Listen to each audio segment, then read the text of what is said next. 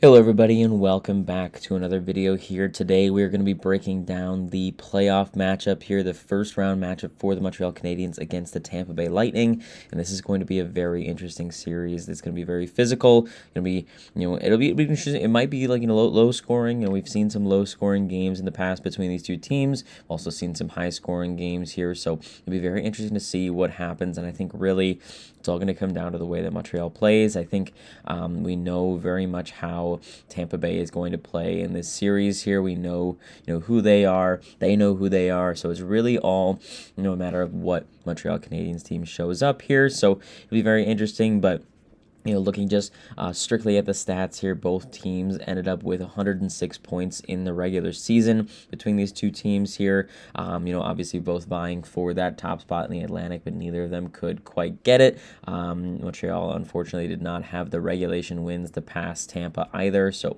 we end up having to go to Tampa Bay to start this series off here. In the regular season, though, we were 2-1-1 against Tampa, which is slightly better than their 2-2-0. We won both of the recent matchups as well, and we beat them on I believe April 9th as well as the 31st of March. So those two matchups recently, we got the better of them, playing a little bit better at that time of the season as compared to pre-2026. I think we're a little bit better team now than we were back then, especially our goaltending has been better recently than it was then, so have a little bit of the edge there going into it, having won and played them and won twice recently. So that's a big push for us. Obviously none of that really matters once you get into the playoffs. It's a clean slate. Nothing really from the regular season matters all that much, but it's fun to take a look at some stuff and see what might be the case moving forward. But yeah, so Montreal won both of those recent ones. Slav, the big guy, is the one who's getting the points there. He had 7 points, 4 goals, and 3 assists in those 4 games played against the Tampa Bay Lightning. So obviously he's had a great year this year. I'm definitely expecting him to continue to play that way and make a difference here on the ice during the playoffs here. Obviously Cole Caulfield, we need him to continue to score goals. Obviously it's a tall order. He's already scored 51 of them this season, but that is definitely better than anybody on the Tampa Bay Lightning in terms of single player goal scoring. Obviously, Tampa Bay's got us beat a little bit in terms of highest point earners, because Kucherov has 130 points this year. I think he's second best in the NHL at the end of the regular season in terms of points. But again, the regular season is the regular season. It does not exactly translate over, but obviously Kucherov is going to be the guy to watch throughout this playoff race here, or into this first round series. He's the guy to keep our eyes on. He's the guy that everybody, like forwards, defensemen, everybody's got to be keeping an eye on him, because he can make plays happen. He can pass, he can shoot, he can skate, all of that kind of stuff. So he's a guy that you're going to want to watch out for and make sure that you're covering appropriately. The next best player on the Tampa Bay Lightning is Jake Gensel with 88 points, which sort of matches our point production on the Canadiens as well. Suzuki obviously with 101 points leads the team, and then Cole Caulfield with 88 tying Gensel there. So the big difference obviously is Kucherov having an additional 29 points on Suzuki there. So again, he's going to be the guy to watch. He's the guy who will make those game-breaking passes and plays and all that kind of stuff, and that if we allow Kucherov to have time and space and feel comfortable out there on the ice, it is not going to go well for us. So that is a guy that we're going to have to watch moving forward. And then obviously the goaltending situation will be interesting as well. Vasilevsky is a guy who could probably win the Vezina Trophy this year. Very solid there. It's either him or Sorokin, in my opinion, from the Islanders there. But Vasilevsky has 39 wins on the season and a .912 save percentage there, which compares to Jakub Dobeš's 29 wins and a .901 save percentage. So not too bad for Dobesh, especially considering the fact that we definitely had some juggling of goaltenders going on this year. Samuel Montembeault played a number of games this season, so that kind of factors in a little bit, takes some games away from both of our other goaltenders.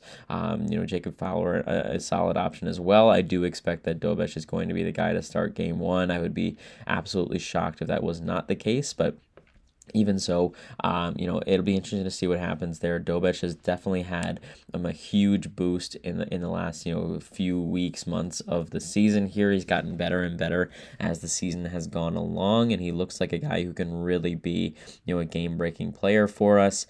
Some great games down the stretch recently. So it'll be interesting to see how he stacks up against Vasilevsky. Obviously, we know Vasilevsky. He's been in the league a long time. He's one of the best goaltenders in the world. So it's going to be tough to beat him. Obviously, he's going to be a guy who can definitely steal games for the Lightning there if he is put in that situation. I think the Canadiens are well equipped to deal with, good goaltending. We have a lot of good offensive talent there all the way across our roster, which in my opinion is something that the Canadiens kind of have over the Tampa Bay Lightning a little bit. Obviously, Tampa Bay very much front heavy with guys like Kucherov and Gensel on their top line there doing work, whereas the Canadiens have, a top line who's been playing very, very well as well, but then also, guys all the way down our lineup who have been able to produce and get points.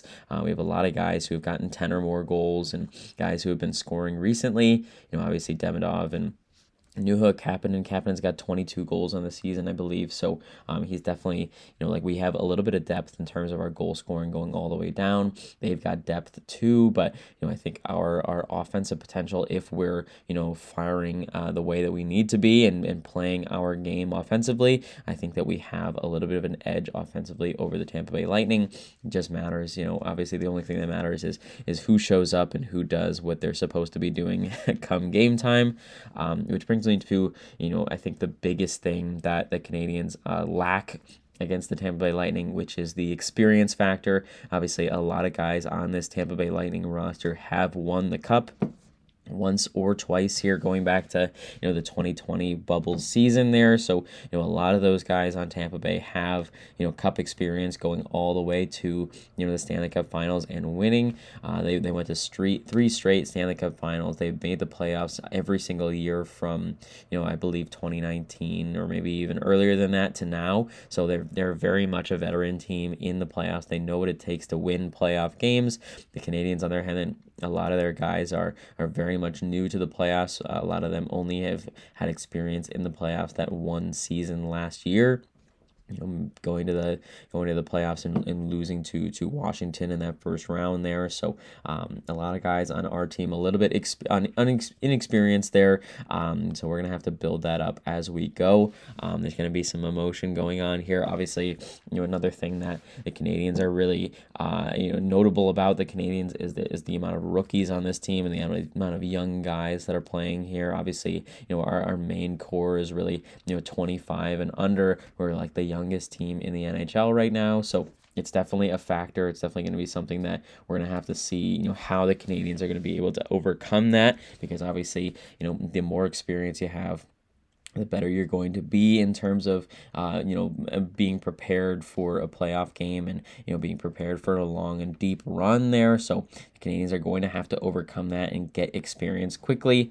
And there's really no better way to get experience than playing against the Tampa Bay Lightning, one of the best teams in the NHL over the course of, the last 6 or 7 years, in terms of, being in the playoffs and being successful. They've won 2 Stanley Cups and went to 3 Stanley Cup Finals, as I just mentioned. They're definitely a team who is every single year they're in the conversation for winning the cup.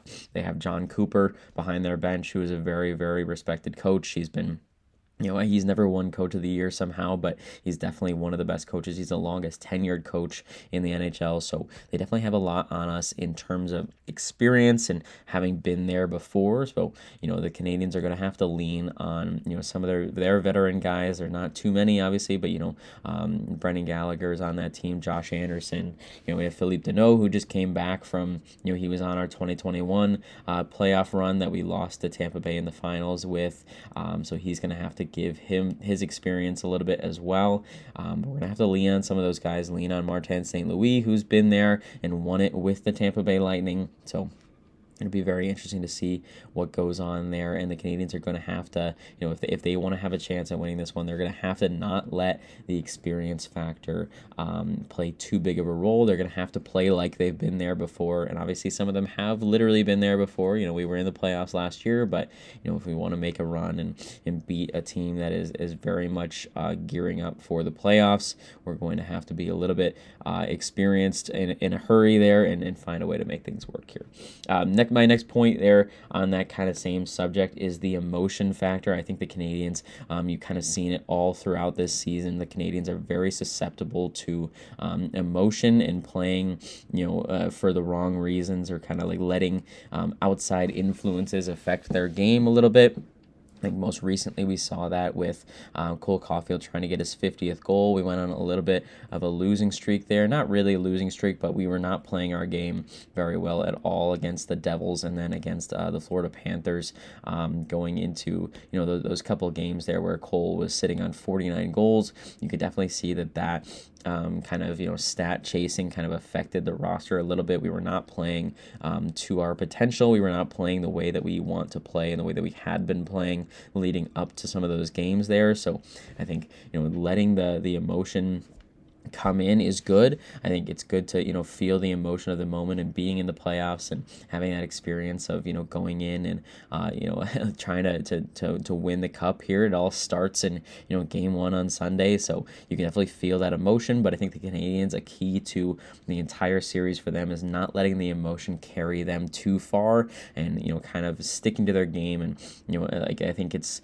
as I just said, it's good to feel the emotion. It's good to know that and feel like the pressure a little bit, but you can't let the pressure dictate the way that you play, and we cannot let the emotion of the moment and the outside influences affect our play and make us play a little bit scared and a little bit outside of the way that we thrive and the way that we play well. So that's going to be a big thing. Another thing that Tampa has is, that experience. As I just said, they're not going to be, phased by that emotion. Maybe a little bit if the Bell Center crowd gets going in games 3 and 4 and really rattles them a little bit. It's possible. Obviously, I'm very excited to see what Montreal can do in terms of their fans and how loud it's going to be in that building when we get back home. But, the Tampa Bay Lightning have been there before, as I just said. They know what this is all about. They've been in front of their home crowd before. They're not going to feel the pressure that way. So the Canadiens can't let the pressure be something that affects them negatively, because if that's going to be the case and they start playing in a silly way to say the least, just start forcing passes, forcing plays, not making the smart plays, not being creative and all that kind of stuff, and just doing things because you think it's what you're supposed to do or whatever.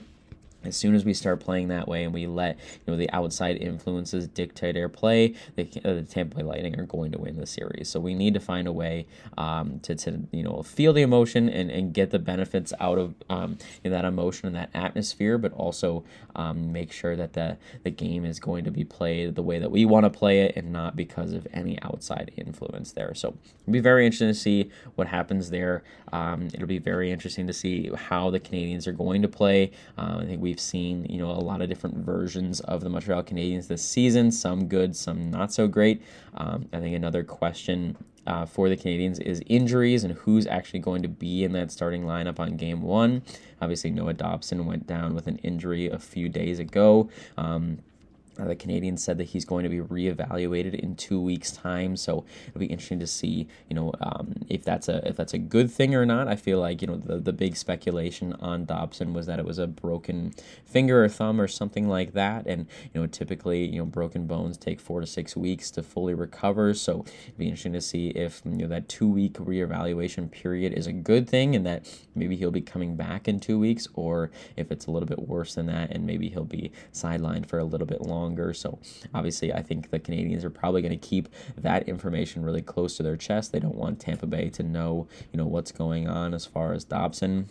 goes. So it'll be interesting to see what happens there. Obviously, not having him in the lineup probably for game one or even, for this entire series is going to be a big blow to the Canadiens. That's not going to be great to have him not in our lineup there. So it'll be interesting to see when or if he can come back at all for this playoff series. Obviously, Alexander Carrier, I believe he was playing in a full contact sweater for the last practice of the season. I think they had a playoff practice yesterday, and he was a full participant, so that seems that it'd be likely that Carrier is going to be playing in game one, but we'll see. Obviously, Gouli has been in and out of the lineup with some injuries, but he has played recently, so I expect him to be in the lineup as well. So it'll be very interesting to see in terms of injuries, who's in, who's out. But I think at the end of the day, the Canadiens just need to show up ready to play, use the emotion of the moment to their advantage, and just find a way to push the pace, be physical. Obviously, in these last two games that we saw against the Tampa Bay Lightning, they were very physical. They really wanted to play a physical style of game there and push the pace and try to push us to be afraid and play scared or whatever. And we did a very nice job of combating that and giving it right back to them. And so, in the playoffs, all of that is going to triple. Like it's going to be physical. It's going to be very much, a tough game. And guys that are tougher. Jack Eye, Anderson, all those kind of guys, they need to show up just as well as everybody else does. So it'll be very interesting to see what happens. But that is pretty much all I have for this prediction here. Let me know what you guys think in the comments here. I will obviously be breaking down all of the games as we go through the entirety of the playoff run here. So thank you guys again so much for watching, and I will see you after a big win in Game 1 in Tampa on Sunday afternoon.